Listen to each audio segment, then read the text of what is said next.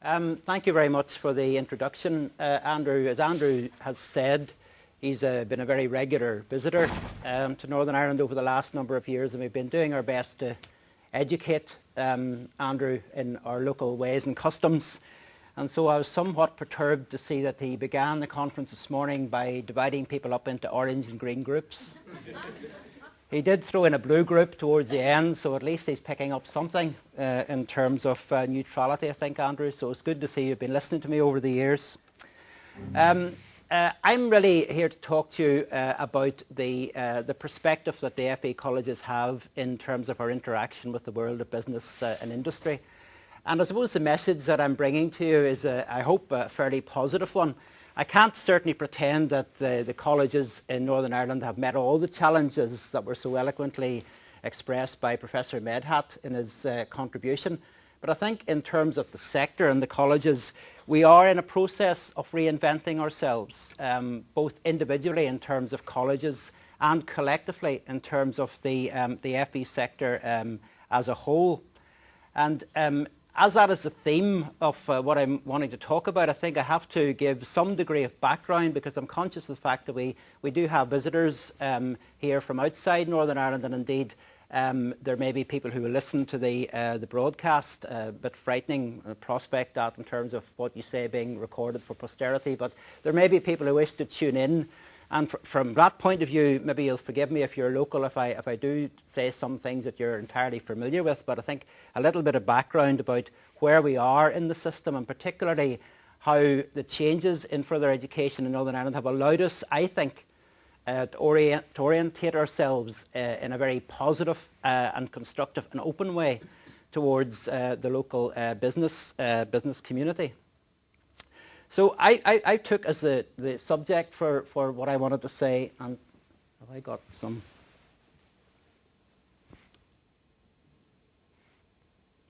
Sorry. Yeah, here we go.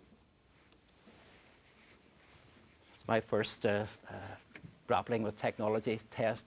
Stephen down at the back there, who's tried to coach me in these things, will be pleased I managed to get that far anyway. FE means business, I think, is one of these strap lines that arrived at a very particular and fortunate point in time in the FE sector here, because it does sum up something about a major review and the outcomes of a major review of the further education sector, which is about 5 or 6 years old now. I look at what the FE sector was all about and where the FE sector in Northern Ireland was going. And FE means business was the title of the document which actually emerged out of that. And FE means business, as you can see, essentially led 3 important challenges before the Northern Ireland further education sector, 3 major strategic objectives. To be a key driver of local, sub-regional and regional economic development, and I think the key word in that phrase there is driver, not a passive bystander, but somebody who, and a sector and an organisations who are actively involved in driving forward economic development. But to be active agents of social cohesion and major promoters of lifelong learning. And certainly over the last couple of years, there's been quite a debate here about what the balance between those 3 particular objectives should be, and whether or not the first one has come to dominate the other 3. Now, it's certainly my argument that those are of equal validity and equal standing. I think it goes without saying that having our role defined so clearly as an integral part of economic development within Northern Ireland has been very important to the sector and the sector's status. But given the history of Northern Ireland and what we're emerging from, the role of the FE colleges in terms of developing social cohesion, I think, is of key importance. Andrew mentioned the term civic leadership. And certainly I think how civil society develops in Northern Ireland, given the political history we have, is very important. And I do like to say at every occasion that I can that the further education sector in Northern Ireland has got a very long and honourable history of educating people from all backgrounds in terms of our community. And we hear a lot about integrated education in Northern Ireland, but the FE sector, we must remember, for over 100 years was a completely integrated sector throughout the worst times of the Troubles in Northern Ireland, and we haven't always got the credit for that.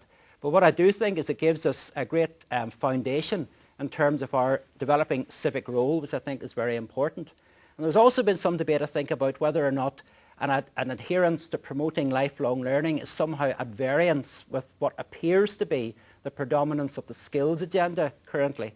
And in my view, that certainly is not the case, because I think a culture of lifelong learning and the promotion of a culture of lifelong learning is actually essential to underpin skills development. So I don't see a contradiction between those three. I don't see a hierarchy in those three strategic objectives. I see an integrated message about what the further education sector actually should be about.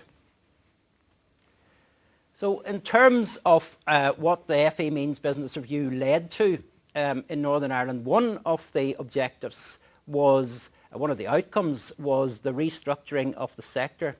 And I think I should explain, perhaps for the benefit of colleagues from across the water, because I think we constantly hear in England and Wales about mergers, about takeovers of colleges, about the emergence of what appear to be sort of corporate conglomerates now in terms of the further and higher education sector.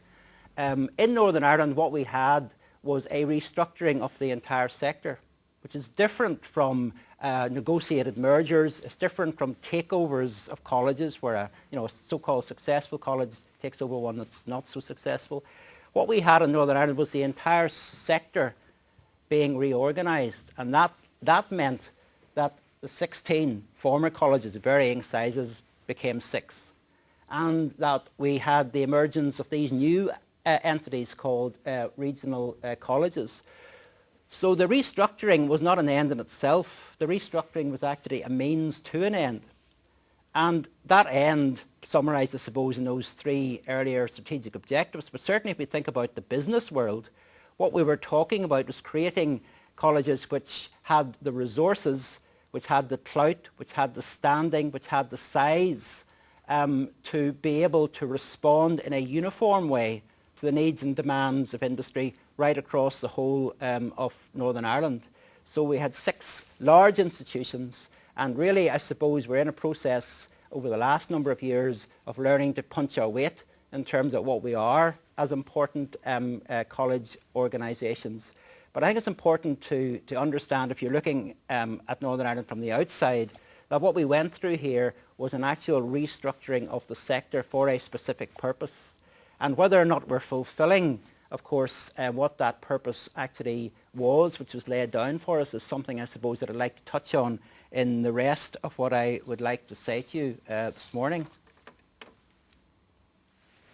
If we think specifically about the FE colleges and the business community, which I think is what I was asked to talk about this morning, and I'm going to try and give a sector perspective as best I can on this, although I will have to use some examples from my own college a little bit later on. But the FE Means Business document and new strategic direction did lay down certain success criteria. And we're in the middle of an interesting exercise at the minute with our colleagues in the Department for Employment and Learning, because we're doing a sort of a stock take at the moment under the auspices of our new Strategic Partnership Board, a stock take of where we've got to in terms of implementing further education means business. And we're looking back at the success criteria that was actually established back in 2006, 2007. And I just picked out from those success criteria some of the things we were looking for in terms of the college's interaction with the business community. And that's just a number of them there. Those are the sorts of things we were hoping would develop through the implementation of the FE Means Business agenda.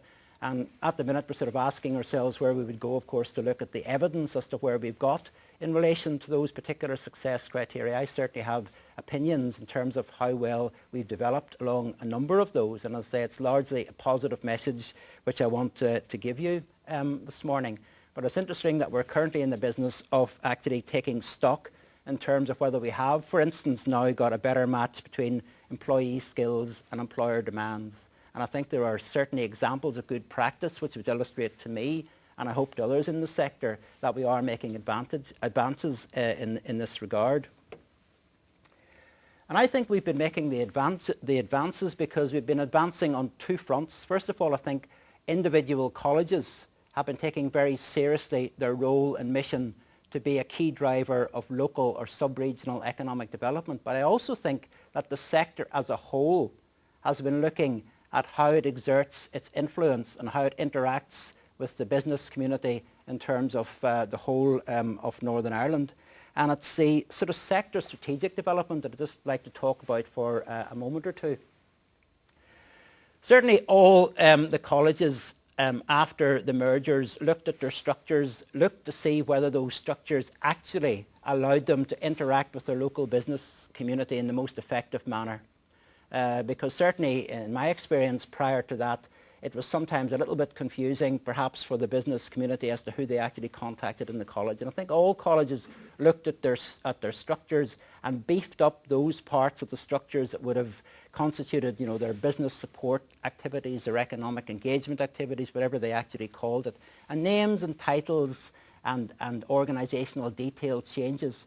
But I certainly think what was common to all 6 colleges was that they looked in a very serious way at how they organised themselves in relation to their communication and their ability to listen to the local business community.